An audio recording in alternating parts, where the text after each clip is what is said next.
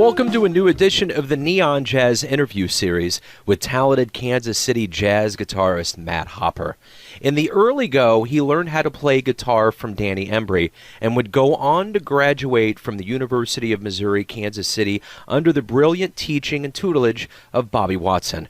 From there, he has become an integral piece of a very fertile Kansas City jazz scene.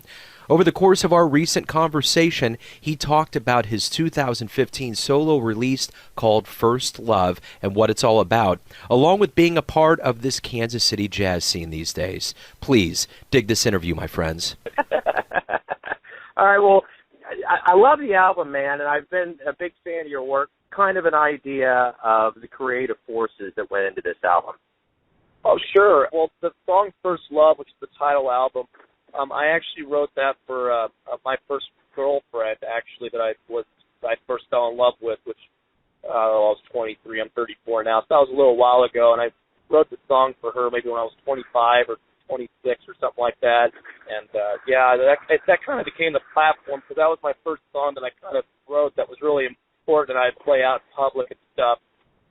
Then after that, I was always writing tunes at home for fun, and I would play them on my acoustic. I would play on the porch mostly in the summer and in the winter in my house, of course. So I'd write these songs on my acoustic. And I went into the Green Lady Lounge to talk to John Scott about some scheduling stuff, about gigs and whatnot. And I actually happened to have my acoustic on me. And after the meeting, I said to John, hey, can I play a couple things I've been writing? I just kind of wanted to show him for fun. And he kind of liked it a lot. And he said, well, you want to put together a group and have a steady gig to work out this material here on Wednesday. I think it was Wednesdays from 5:30 to 8:30, and I was like, sure. And we talked together actually to decide who would be good band members to do it. He came up with Ken and Kevin being a great idea to have for these compositions, and also they played the later show anyway, so they were going to have them play the early show and the later show on that night, on Wednesday night. And so that's how that kind of all came about as far as that goes. And the album itself, Ken recorded it at his house, and Ken and John have really both were the ones that really kind of pushed this through. I think without them, I probably wouldn't have done this, with their expertise and knowledge and their help. John Scott doing the album cover and Ken doing the recording, and also Ken being able to guide me on how the process works and contacting people. It's been a real big help. And those songs also that have to do a lot with like relationships. Unfortunately, on a few of them, like Heartbreak Hurts or something like that. It's after a breakup, and and as Set Your Fears Aside was just more like people freak out all the time, and especially as a musician, you can't go up on the bandstand all frazzed out because something happened that day. You just got to let everything go, and you got to perform. And so that's what that song kind of meant to me, Well, the basis of probably about 95% of the songs in the world, if not more, is about either elation and love or heartbreak or somewhere in that middle gray zone. So it's... Right. Exactly. And that's why I picked my ideal on Drawing That Dream. First of all, tunes I really like. I know the lyrics to them. And the lyrics are about the same thing. My ideal is about, I passed her by, never know that I just missed my ideal, like I'm looking for it, and I might even just miss it, And then Darn That Dream's about a person that you want to be with so bad, but you can't, and you dream about him, and you wake up and you go, God damn it, man, I can't believe it. It's like I wish that person was there, and all you can do is dream about it, and then wake up and it's like, oh, they're not there, and I've actually had that happen to me a bunch. So wow. With that one person I wrote that song with, it was really because she left the country, and that really just broke me. It's like really bad. As a kid, it's just, when you're younger and all that stuff, it just tear you apart, man. It took me about 8 years to get past that. Oh, wow, yeah. And this person's actually coming back into town, too, that I wrote the song for. She's coming back on Saturday. So it even as the plot thickens, it's like, oh, Lord, and she knows that album's out, and I wrote that song for her. So we'll see what happens there. She's got to go back to Cambodia. Teach. Wow. Like, oh, this is so weird. It's weird how this is all kind of happening all at once. And then she haven't seen her in 2 or 3 years, and she's gonna come back for Christmas to see her family. It's like, and she wants to see me. It's like, whoa, this is weird. Wow, that's pretty cool though.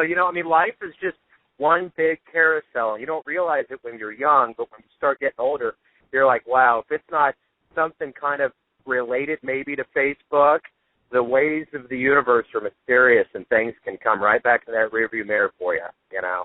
Yeah, it's really a trip. It's really interesting, and it's really exciting too. So I'm happy about it. Yeah, without a doubt. Well, the one other thing I want to ask you about, as you very well know, and from what I see, and I've been involved with for about 4 years now with Neon Jazz, is that Kansas City continues to be a very fertile ground for jazz and for musicians to create, and there's a really good scene going down. So as a musician in the thick of it, talk to me a little bit about the Kansas City jazz scene. The Kansas City jazz scene is definitely become more noticeable, not just to people who are local here and noticing how great the scene's becoming, but also to people in other states that are moving here. We just had a guitarist, Travis Reuter, who moved here from New York. Of course, Peter Schlam is from here. Matt Otto, Roger Wilder. There's a lot of heavy hitters. Carl McCormick Reichel. We have all these great players, and I'm looking at bands now, even here, that are playing in Kansas City, and sometimes the Green Lady Lounge, I'll see a whole band made up of people who are not from here. Because I'm born and raised here, I kind of know who's here. It's really interesting to see that. Of course, some musicians go, don't tell everybody about it. But really, I think the scene growing is a great thing, and it's great to have all these wonderful musicians. And as well as the local talent that is born and raised here, everyone's getting better. Everyone's level's stepping up so much, and luckily there's work for these musicians. And I think it's really a good thing. Of course, I want to see more happen with the scene, more clubs, more private events, more weddings, whatever. I like to see people use all the great musicians that are here and utilize them more, which I think they're doing a pretty good job right now. But, of course, we can always have more. That's always a good thing, so everyone can work and develop their skills, Absolutely. Hey, Matt, thanks for sending me the disc. Thanks for the music and for a little time today. Great. Thank you very much. Thanks for listening and tuning in to yet another Neon Jazz interview, where we give you a bit of insight into the finest players in Kansas City, New York City, and spots all over the globe, giving fans all that jazz. And thanks to Matt for his time, his music, and the passion for the Kansas City music scene. If you want to hear more interviews, go to Famous Interviews with Joe Domino on the iTunes Store, or visit theneonjazz.blogspot.com for all things Neon Jazz. Until next time, enjoy the music, my friends.